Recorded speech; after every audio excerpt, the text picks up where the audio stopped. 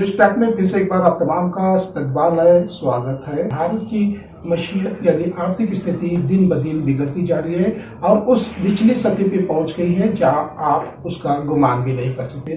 Corona virus की वबा और आर्थिक स्थिति, लॉकडाउन और ऐसे कई मसाइल हिंदुस्तान में आज मौजूद हैं। आरबीआई के फॉर्मर गवर्नर रघुराजन का कहना है कि भारतीय आर्थिक स्थिति का अगर यही हाल रहा तो भारत के लिए अगले चंद साल बेइंतहा मुश्किल में गुजरेंगे। भारत की जो आर्थिक स्थिति इस वक्त खराब होने की असल वजह है हुकूमत की बेजा प्लानिंग, लॉकडाउन और बहुत से ऐसे कई मसाइल हैं जिसकी वजह से भारत की जीडीपी गिर गई है। कोरोना वायरस से ताल्लुक रखने वाली एक एनजीओ जो अपना काम बहुत ही मुस्तैदी से कर रही है, इंफॉर्मेशन सेंटर आजमनगर ने इतवार के दिन ऐसा ही एक फ्री कैंप आजमनगर के चौथे क्रॉस में मुनक्कद किया, जहां पे तकरीबन 300 से ज्यादा अफराद इसका फायदा उठाए।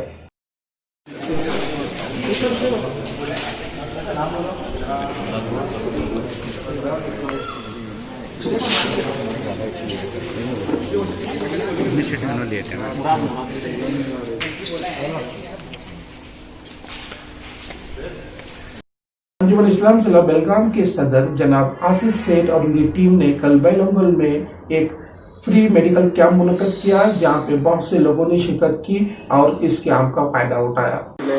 अंजुमन इस्लाम से शुरू किया है, लोग फायदा भी उठा रहे हैं और इस तरह से जून का महीना तो चला गया, जुलाई जब शुरू हुआ, जुलाई में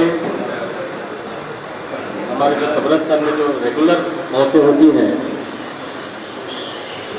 तो 50 के करीब है, लेकिन जुलाई में 300 के करीब मौतें हुई। रेगुलर 40 यानी 250 जो है, 250 से ज़्यादा मौतें कोविड से हुई।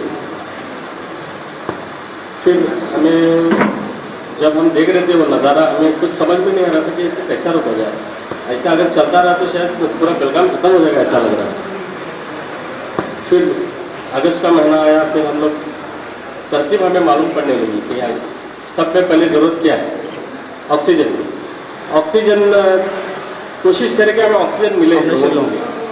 तो सोना में बात करें, अशफाक में, आमिर में, कोल्हापुर वगैरह में बात करें, फिर कहीं से हमारे एक समीर जो कि बहुत हेल्प करे हमारे लिए, कि इमीडिएट 120 सिलेंडर का इंतजाम हुआ बेंगलुरु से। और फर्स्ट डे राजू सेठ साहब ने बोला कि पहले मंगा लो वहाँ से, तो इमीडिएट हमने 120 सिलेंडर 9 लाख रुपये का खरीदा और लोगों ने ताउन भी किया, साहब ने भी किया, सब लोगों ने किया।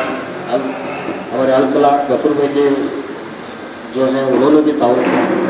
लेकिन अल्हम्दुलिल्लाह बेलगाम में अभी फिगर जो डेथ का है हमारा 1-2 है, वो आके रुक गया है। हम अल्लाह का बहुत बड़ा एहसान है।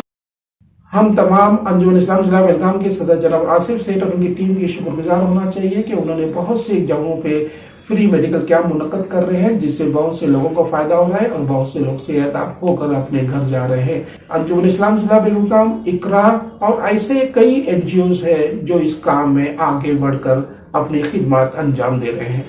जहाँ पे खबरें कोरोना वायरस के अफराद की तादाद बढ़ती जा रही है और दूसरी खबरें भी है कि कोरोना वायरस से मुतासर होने वाले अफराद की तादाद भी कम होती जा रही है।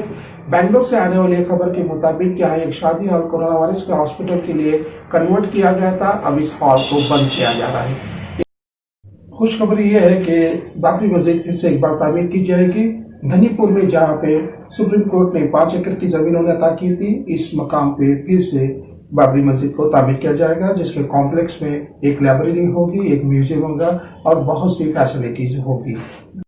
तेलंगाना के सेक्रेटेरिएट के अहाते में जहाँ पे सेक्रेटेरिएट की पुरानी इमारत थी, अब उसे तोड़कर एक नई इमारत तामीर की जाएगी, जिसके अहाते में एक मंदिर, एक चर्च और 2 मसाजिद होंगे। तेलंगाना के चीफ मिनिस्टर ने इस बात का ऐलान किया है और हम तमाम मज़ाहिब का एहतराम करते हैं, इसीलिए यहाँ पे तमाम मज़ाहिबों के इबादतगाह मौजूद होंगे।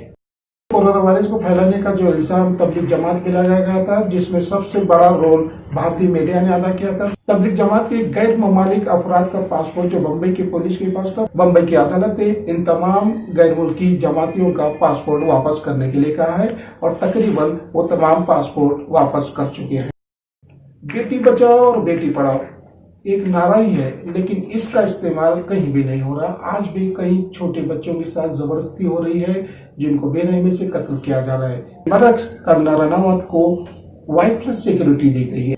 कंगना रनावत जो एक मशहूर फिल्मी एक्ट्रेस है और सुशांत सिंह के केस में बेइंतहा दिलचस्पी ले रही है, लेकिन महाराष्ट्र की गवर्नमेंट इसके रवैये से बेइंतहा खफा है।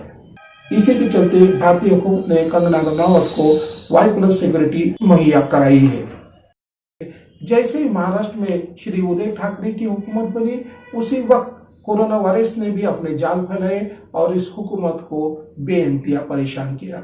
अब दूसरी परेशानी की बात यह है कि कल से उनके लैंड फोन पे दुबई से ऐसे कई कॉल आ रहे हैं जिनमें उन्हें जान से मारने की धमकी दी जा रही है। कोरोना वायरस से मुतासिर होने वालों में दिलीप कुमार के दो भाई भी हैं जो कोरोना वायरस से मुतासिर थे और 20 दिन के दौरान में ही ये दोनों इंतकाल कर गए, लेकिन इसकी खबर दिलीप कुमार को नहीं दी गई। दिलीप कुमार के एहलिया का कहना है कि इस बात की खबर दिलीप कुमार को नहीं दी गई क्योंकि वो भी इस वक्त बीमार ही चल रहे हैं।